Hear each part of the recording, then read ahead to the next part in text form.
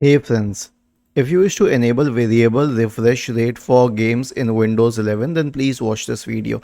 Now by default this setting is usually enabled, but if not, then here's what you can do. Right click on the start button, select settings, and then go to the gaming tab on the list on the left hand side.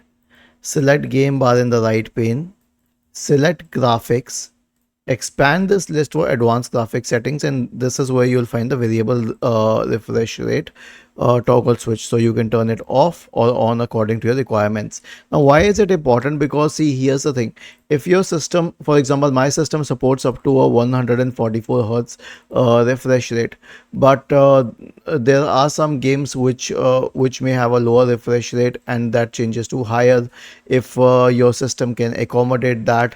So in these situations, a variable refresh rate is a must, so that you get the highest quality of refresh rate in that case. Otherwise it will be bottlenecked. I mean, for example, if it was not if this switch was turned off and the initial refresh rate was, let's say, 60 or 62 hertz, it wouldn't increase later. Was this helpful? If yes, then please subscribe to the channel. If not, then let us know in the comment section of the video on how we could help you further.